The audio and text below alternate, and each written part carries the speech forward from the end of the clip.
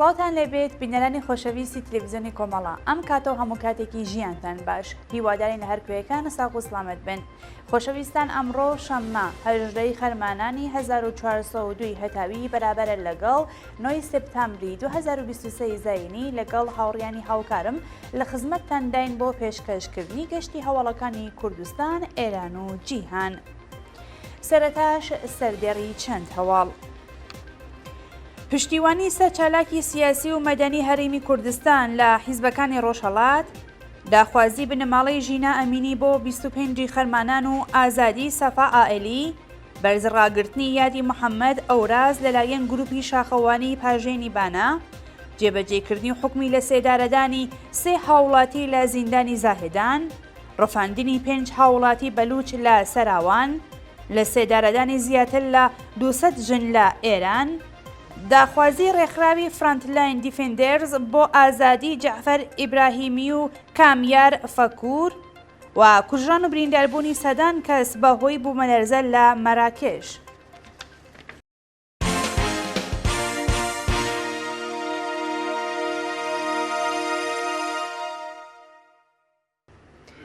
دەستپێکی هەواڵەکان.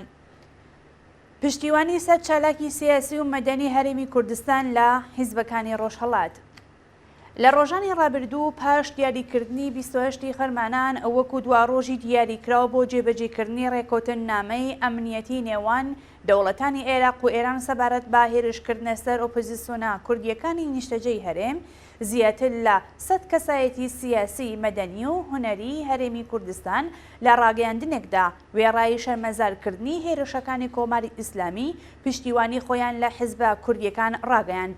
لە بەشێکی ئەو ڕاگەیاندنەدا هاتووە کۆماری ئیسلامی ئێران دەرگیری نەفرەت و ناڕەزایەتێکی بەرفراوانی ژنان، ئازادی خوازان و زەحمەتکێشانە و لە یەکەمین ساڵیادی ڕاپەڕینێک نزیک دەبێتەوە کە ساڵی پار بە دوای کوشتنی ژینا ئەمینی سەری هەڵداوە. جا بۆ پاشەکشەپێکردنی بزوتنەوەی ناڕەزایەتی و پێشگرتن بە سەرهەڵدانەوەی سەر لە نوێی ئەم ڕاپەڕینە دەیەوێت لەژێر ناوی پاراستنی ئاسایشی سنوورەکان لەشکەرکێشی بوو دەستدرێژی سەربازی بکاتە سەر بنکە و بارەگای ئۆپۆزیسیۆنی نیشتەجێی هەرێمی کوردستانی عێراق و لەو ڕێگەیەوە کێشە و ببورن لەو ڕێگەیەوە کێشە ناوخۆیەکانی و هەروەها مەیدانی ململانەی ناوچەیی و نێودوڵەتیەکانی بۆ دەرەوەی سنوورەکان بگوازێتەوە.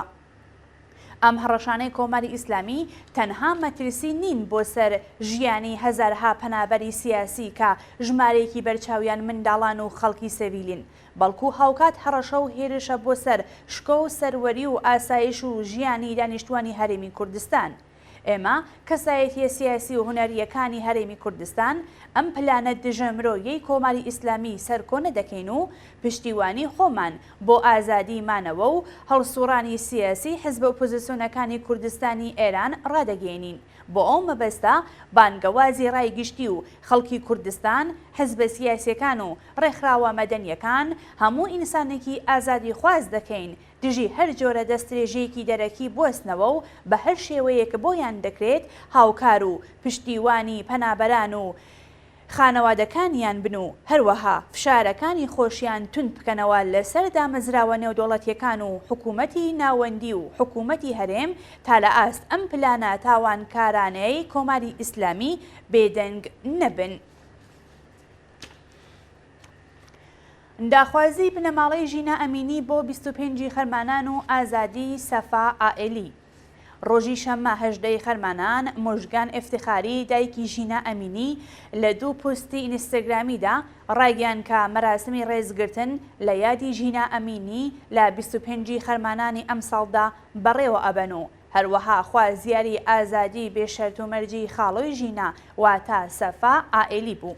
لەگەڵ نزیکبوونەوە بە ساڵڕۆژی گیانبەختکردنی ژینا ئەمینی و دەستپێکی شۆڕشی ژن ژیان ئازادی،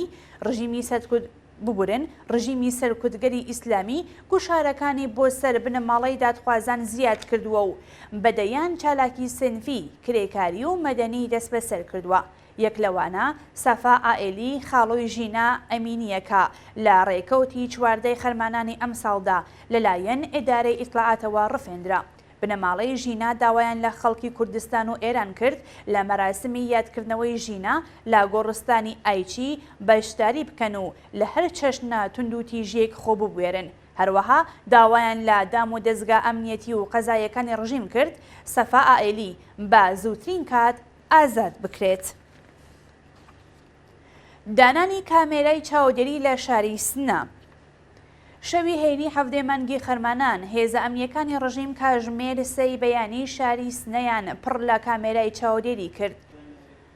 بەپێی زانیاریەکان لەگەڵ نزیکبوونەوە بە ساڵڕۆژی گیانبەختکردنی ژینا ئەمینی و دەستپێکی شۆڕشی ژن ئازادی ڕژیمی سەرکردگەری ئیسلامی ترس و دڵە ڕاوکێ کەوتوەتە دڵیەوە. هەر بەو هۆیەوە بە هەڕەشەکردن لە کاسبکاران و دانانی کامێرای چاودێری بۆ سیخۆڕیکردنی خەڵکی شاری سنە دەیەوێت ڕێگە لە دەستپێکی شەپۆلی دووهەمی شۆڕشی ژن ئازادیدا بگرێت. بەرزڕاگرتنی یادی محەممەد ئەوراز لەلایەن گروپی شاخەوانی پاژێنی بانە. ڕۆژی هێنی هەفتەی مانگی خەرمانان ئەندامانی گروپی شاخەوانی پاژێنی بانە بە سەرکەوتن بەسەر شاخی بەردەمانگی یادی محەممەد ئەورازیان بەرزڕاگرت. بەپێی راپۆرتەکان محەممەد ئەوراز ساڵی 1382 هەتاوی لە کاتی سەرکەوتن بەسەر زنجیرە چیای گاشێر برومی لە وڵاتی پاکستان کەوتە بن ڕوونووی بەفر و دوای چەندین ڕۆژمانەوە لە نەخۆشخانەی ئیسلام ئابادی پاکستان لە ڕێکەوتی 16 خەرمانان گیانی لەدەستا. ڕۆژی ڕابردوو شاخەوانانی گروپی پاژێنی بانە یادی ئەو چالاکوانەیان بەرزڕاگرت و داوایان لە خەڵکی کوردستان کرد درێژە بە ڕێگە و ڕێبازی ژینگە پارێزان بدەن. ئاگرکەوتنەوە لە دارستانەکانی گوندی چالابەی کرماشان. ڕۆژی هێنی هەفتەی مانگی خەرمانان دارستانەکانی گوندی چالابەی کرماشان ئاگری لێکەوتەوە و ژینگە پارێزان و خەڵکی مەدەنی چوون بەدەم کوژانەوەی ئاگرەکەوە. بەوتەی چالاکانی ژینگە پارێزی ناوچەکە ئەم ئاگرکەوتنەوە 2 ڕۆژە بەردەوامی هەیە و ناوەندەکانی ئاگرکوژێنەوە هیچ هاوکاریەکیان بۆ کنترۆڵکردنی نەکردووە. بەوتەی سەرچاوە خۆجەیەکان بەهۆی سەختی و شاخاوی بوونی ناوچەکە خەڵک و ژینگە پارێزان توانای دامرکانەوەی ئاگرەکەیان نییە و داوایان لە خەڵک کرد کە بچن بە هانایانەوە. جێبەجێکردنی حکمی لە سێدارەدانی 3 هاوڵاتی لە زیندانی زاهدان. بەیانی ڕۆژی شەممە 18 خەرمانانی 1402 سزای لە سێدارەدانی 3 بەندکراو لەوانە بەندکراوێکی بەلوچ بە تۆمەتی کوشتنی بانقەست لە زیندانی ناوەندی زاهدان جێبەجێکرا. بەپێی راپۆرتەکان بەندکراوێکی بەلوچ بە ناوی محەممەد ناڕوویی تەمان 27 ساڵ و خەڵکی جادەی کۆنی زاهدان کە لە ساڵی 99 هەتاوی بە تووشی ببورن بە تۆمەتی کوشتنی بە ئەنقەست دەست بەسەر و بە ئێدام محکوم کرابوو هاوڕێ لەگەڵ 2 بەندکراوی دیکەی خەڵکی بیرجەند کە ناسناویان ئاشکرا نەکراوە لە زیندانی ناوەندی زاهدان لە سێدارە دراوە. سەپاندنی سزای 3 ساڵ و 8 مانگ بەسەر ئیلهام فەرشاد لە نەوشەر. لە ڕۆژانی ڕابردوودا چالاکێکی مافی ژنان بە ناوی ئیلهام فەرشاد تەمان 29 ساڵ لەلایەن لقی 102 دادگای کەیفەری نەوشەر بە 3 ساڵ و 8 مانگ زیندان محکوم کرا. بەپێی راپۆرتەکان ئیلهام فەرشاد بەهۆی تێکهەڵچوون لەگەڵ ئاخوندێکی ڕژیم لە ڕێکەوتی 22 پوشپەڕی 1401 لەلایەن هێزە ئەمنیەکانەوە دەست بەسەر و بۆ بەندیخانەی ئێڤین گوازرایەوە. ناوبراو ڕۆژی هێنی هەفتەی خەرمانانی ئەمساڵ لەلایەن لقی 102 دادگای کەیفەری نەوشار بە 3 ساڵ و 8 مانگ زیندان محکوم کرا. ڕفاندنی 5 هاوڵاتی بەلوچ لە سەراوان. ڕۆژی شەممە 18 مانگی خەرمانان هێزە ئەمنیەکانی شاری سەراوان هێرشیان کردە سەر ماڵی 5 هاوڵاتی بەلوچ و هەر 5 کەسەکەیان بەبێ بەڵگەی قەزایی دەست بەسەر کرد. بەپێی راپۆرتی ڕێکخراوی حاڵوەش ناسنامەی ئەو 5 هاوڵاتیە بەلوچە بریتیە لە ئیسا، جاسم، قاسم و زاکر مەزارزەهی و کەسێکی دیکە کە ناسناوی ئاشکران نەکراوە لەلایەن ئیدارەی ئیطلاعاتی سەراوانەوە بە تۆمەتی هاوکاری لەگەڵ گروپەکانی دژبەری ڕژیم دەست بەسەرکراون. جێگەی ئاماژەیە کە هیچ زانیاریەک لەسەر شوێنی ڕاگیرانی ئەو 5 هاوڵاتیە لەبەردەستدا نییە. لە سێدارەدانی زیاتر لە 200 ژن لە ئێران بەپێی راپۆرتەکانی مافی مرۆڤی ئێران لە ساڵی 2010 دەیزینەوە تا بە ئەمڕۆ زیاتر لە 200 ژن لە زیندانەکانی ئێراندا بە تۆمەتەکانی پەیوەندیدار بە مادەی هۆشبەر و کوشتنی بە ئەنقەست، سیخۆڕی و محارەبە لە سێدارەدراون. بە پێو راپۆرتە 94 بابەت لەو ئێدامانە بە تۆمەتی پەیوەندیدار بە مادەی هۆشبەر، 90 بابەت بە تۆمەتی کوشتنی بە ئەنقەست، 4 بابەت بە تۆمەتی بەشداری لە کردەوەی ناڕەوشتی و سەرفی مادەی هۆشبەر، 2 بابەت بە تۆمەتی سیخۆڕی و 1 بابەت بە تۆمەتی محارەبە چووەتە بواری جێبەجێکردنەوە.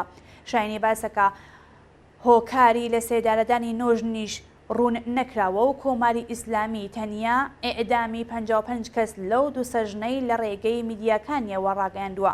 هەروەها 39 کەس لەو ژنانە تۆمەتبارکراون با کوشتنی هاوسەرە سیغەیەکانیان، 8 کەس قوربانی هاوسەرگیری منداڵی، 3 کەس منداڵی ژێرتەمەن ببورن، 3 کەس منداڵی ژێرتەمەنی یاسایی و 1 کەس قوربانی خوێنبەست بووە. زۆرترین ئاماری ئێدامەکان لە پارێزگاکانی تاران و ئەلبۆرز بە 44 بابەت، پارێزگای ئازەربایجانی ڕۆژئاوا بە 32 بابەت و سیستان و بەلوچستان بە 16 بابەت تۆمەرکراوە. داخوازی ڕێکخراوی فرانتلاین دیفێندەرز بۆ ئازادی جەعفەر ئیبراهیمی و کامیار فەکوور. ڕێکخراوی مافی مرۆڤی فرانتلاین دیفێندەرز لە بەیاننامەیەکدا خوازیاری ئازادی جەعفەر ئیبراهیمی و کامیار فەکوور بوو. بەپێی راپۆرتەکان حکمی 5 ساڵ زیندانی جەعفەر ئیبراهیمی چالاکی سەنفی فەرهەنگیانی تاران بە تازەیی لەلایەن دادگای پێداچوونەوە پشتڕاستکراوە و چاوەڕوان دەکرا لە مانگی خاکلێوەی 1401 و پاش تێپەڕکردنی 1 لەسەر 3 ماوەی زیندانەکەی ئازاد بکرێت، بەڵام لەلایەن ناوەندە ئەمنیەتەکانەوە پەروەندەی نوێ بۆ سازکراوە و لەم دواییانەدا بۆ زیندانی قزڵ حەساری کەرەج گوازراوەتەوە. هەروەها کامیار فەکوور چالاکی مەدەنی و کرێکاری کە ساڵی ڕابردوو دەست بەسەر کرابوو لەلایەن دەستگای قەزای ڕژیمەوە بە 8 ساڵ زیندانی تەعزیری محکوم کراوە و ڕۆژی 12 خەرمانان هاوڕێ لەگەڵ 12 بەندکراوی دیکە بۆ زیندانی قزڵ حەسار گوازرایەوە. ڕێکخراوی فرانتلاین دیفێندەرز لە بەیاننامەکەی خۆیدا داوا لە بەرپرسانی کۆماری ئیسلامی کردووە کە ئەو دوو چالاکە سنفی و کرێکاریە بەبێ شەرت و مەرج ئازاد بکەن. هەروەها جەخت لەسەر دەستڕاگەیشتنی جەعفەر ئیبراهیمی بە دەرمان و چارەسەری پزیشکی لە دەرەوەی زیندان کراوە. کوژران و برینداربوونی سەدان کەس بەهۆی بوومەلەرزە لە مەراکێش. کاژمێری 11 و 23 خولەکی پێش نیوەڕۆی شەممە 18 خەرمانانی 1402 بوومەلەرزەیەک بە گەورەی 6.9 پلەی ڕێژدەر ناوچەی ئۆکایمدێن لە ناوەندی وڵاتی مەراکێشی هەژاند و بەهۆیەوە زیاتر لە 600 کەس گیانیان لەدەستا و بە سەدان کەسی دیکەش بریندار بوون. بەپێی راپۆرتی ناوەندی بوومەلەرزە ناسی ئوروپا مەدیتەرانە، ئەو بوومەلەرزە بەهێزە لە قوڵایی 10 کیلۆمتری زەوی ڕوویداوە و لە وڵاتانی پۆرتۆغاڵ، ئیسپانیا و باکووری ئەفریقاش هەستی پێکراوە. بەپێی دوایین ئاماری وەزارەتی دەرەوەی مەراکێش تا بە ئێستا 623 کەس گیانیان لەدەستەوە و زیاتر لە 329 کەسی دیکەش بریندار بوون. قوربانی بوونی دەیان کەس بەهۆی هێرشی موشەکی رووسیا بۆ سەر ئۆکراین دوایین هەواڵمانە. ڕۆژی هەینی 17 خەرمانان ئەرتەشی رووسیا لە ڕێگەی موشک و پابادەوە هێرشێکی بەرینی کردە سەر چەندین ناوچە لە وڵاتی ئۆکراین و بەهۆیەوە 4 کەس گیانیان لەدەستەوە زیاتر لە 52 کەسی دیکەش بریندار بوون. لە حەڵکدا ئەرتەشی ئۆکراین لە بەرەکانی شەڕ بەتایبەت لە خێرسۆن و زاپۆرۆژیا و هەروەها باخموت لە حاڵی پێشڕەویدایە، هاوکات ئەرتەشی رووسیاش هێرشیە موشەکی و پابادیەکانی بۆ سەر ناوچە جیاجیەکانی ئەو وڵاتە زیاد کردووە. لە هێرشەکەی ڕۆژی هەینیدا دەیان بینای نیشتەجێبوون ڕووخا و بەلانی کەم 4 کەس گیانیان لەدەستا و 52 کەسی دیکەش بریندار بوون کە زۆربەیان ژن و منداڵان و باری تەندروستی ژمارەیەکیان ناجێگیرە. بەڵێ بینەرانی خۆشەویست، هەواڵەکان پێشکەشکران. کات و ساتێکی خۆش بۆ هەموو لایەکتان.